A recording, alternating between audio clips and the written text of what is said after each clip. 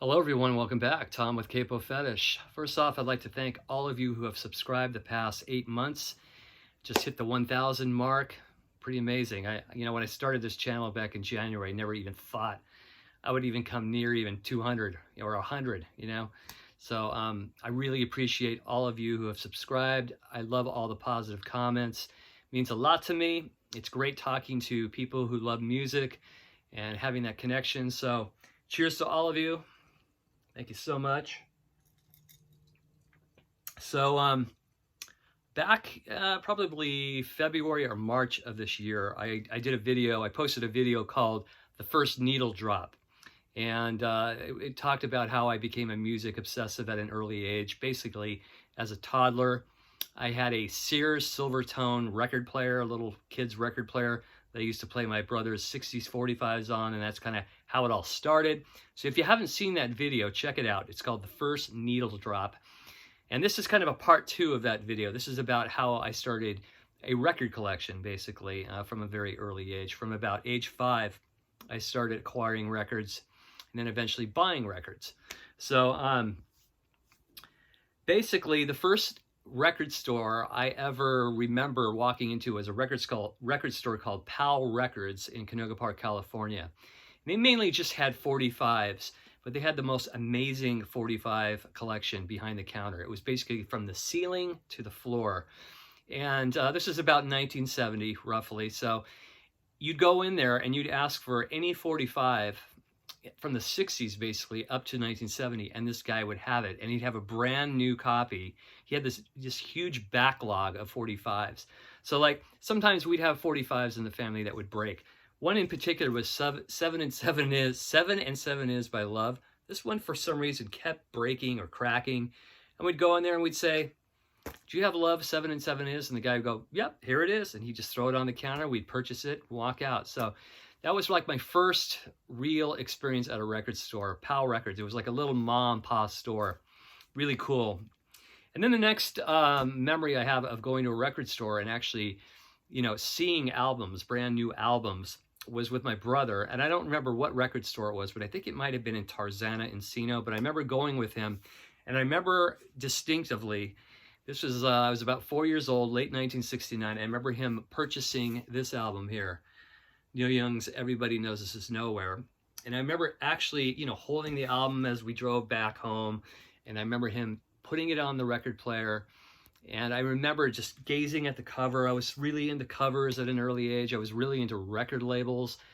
Back in the 60s, there was just so many cool looking record labels, very colorful. But I remember him putting this on the record player. And I distinctly remember hearing the needle go down and hearing Cinnamon Girl for the first time at age 4, and all the other songs. And this album was played constantly during that time, along with the Kinks' Arthur. I always remember those 2 albums being played all the time. And I became a fan of both these albums. And I remember, the melodies of Cowgirl in the Sand and Down by the River. And yeah, so that was my first real memory of, seeing an album being open, thrown on a record player, needle dropping, and the whole deal. It was quite amazing. And then somewhere around 1970, 71, I think I may have been in kindergarten, we had a local Sears department store. It was at Fallbrook Square in Canoga Park. And it was huge, this huge Sears department store. They had a tool department. They had, of course, a clothes department. And then they had a sizable record department, too, with a lot of 45s, a lot of new albums.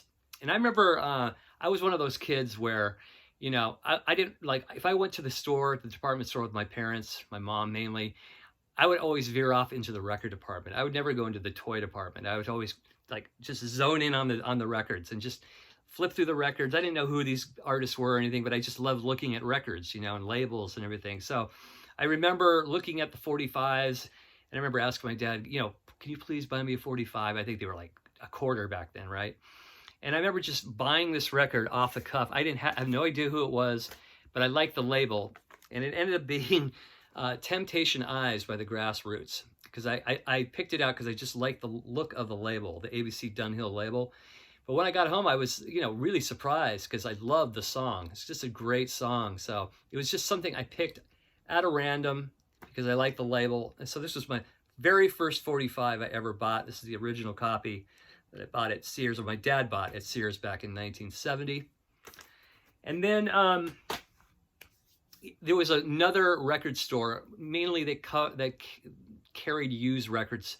It was called Rogers Record Store. It was in Woodland Hills, California. And I remember my sister took me there for the first time. And I remember she was flipping through records, and I was just kind of flipping through records, and she goes, and she just said on a whim, "Why don't you look at the Kinks section?"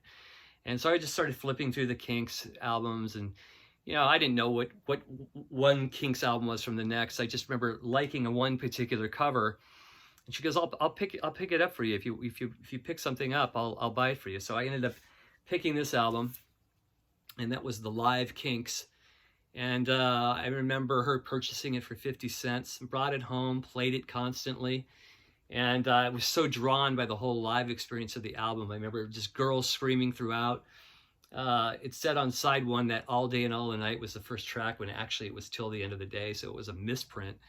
But I just remember the way Till the End of the Day started with Dave revving up on the guitar, and then kicking into Baby I Feel Good. And it was just amazing to hear this stuff at 5 or 6 years old, and just the excitement of the audience. And then there was they did a version of Batman on here, which I knew from the series. So this was the first record I ever brought home and put on my record player that I owned, and I still have it, and it's on the original Reprise label,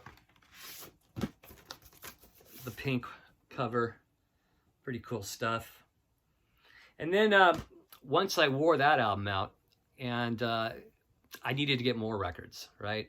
So my dad worked full time. My mother was a stay-at-home mom, and we had a little side hustle along with my dad working. We delivered this paper called The Chronicle in Canoga Park, California, once a week, and we would roll the newspapers in the garage. Some of the family would, and we'd invite some of the neighbors over to roll the papers, and my mom would give me a little allowance for rolling the papers, and we'd go in the station wagon, our 1963 blue station wagon, once a week. My brother would throw these Chronicle newspapers out one window, my dad would throw them out another window, and I would be handing the newspapers to my brother and dad while they were throwing them out. So I acquired a little bit of allowance money, and of course I used that allowance money to go back to Rogers Record Store and buy more albums, because they were so cheap. They were like a quarter or 50 cents used albums.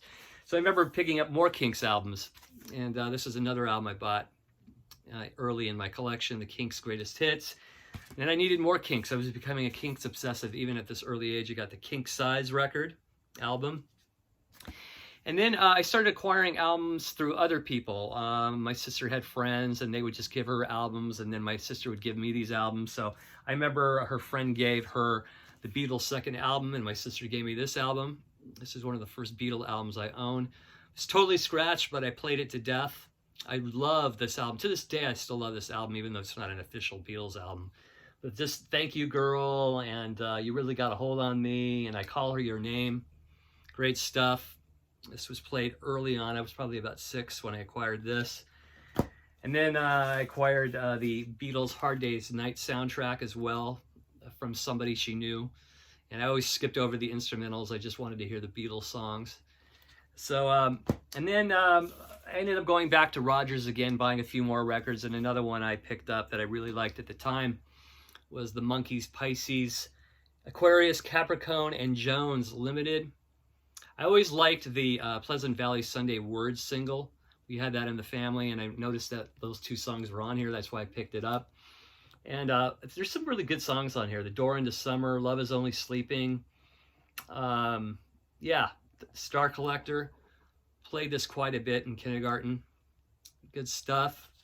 And I think I maybe picked this up for, I don't think this is an original copy. I think I ended up throwing my other copy away because it was so ruined. But I ended up getting this down the line, I think, for $2. Another group I was listening to a lot as a child was the Lovin' Spoonful. This is one of the first albums I owned. I picked this up used at Rogers Record Store. We had a lot of the Lovin' Spoonful 45s growing up, so I was aware of like Daydream and Butchie's Tune and jug band music. So this got a lot of airplay on my little Sears Silvertone record player.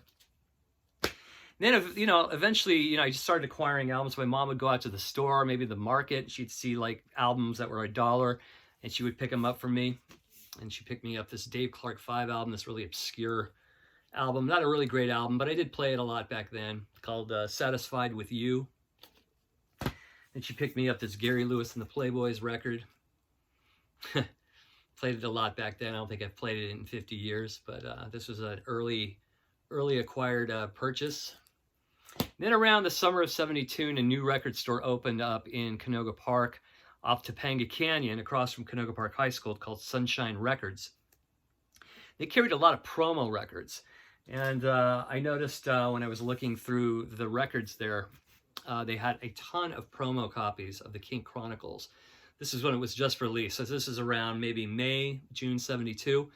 And they had a lot of white label copies, but I thought that was a little odd at that age. When I was about 7, I didn't want a white label copy. So I ended up going with the gold label promo copy. But this album was played a lot during the summer of '72. Really introduced me to the Kinks mid-'60s period. I didn't really have any of their mid-'60s period albums. I only had their early albums. So, you know, there were cuts off Face to Face and Something Else and Village Green. And then there were a lot of like unknown songs I never heard that were not released on official albums. So this got a lot of airplay, really introduced me to a new period of Kinks music. And yeah, this is one of my first albums I ever owned. So, and then around 1973, I remember going a lot to, with my mom, to a lot of different department stores. Like there was one called Zodi's, another one called Whitefront, and there was Kmart. And I remember seeing the Beatles Red and Blue albums. They had just been released, and they looked really attractive. I remember just thinking, wow, I got to have this album. And I remember my mom said she'd buy it for me once school was let out.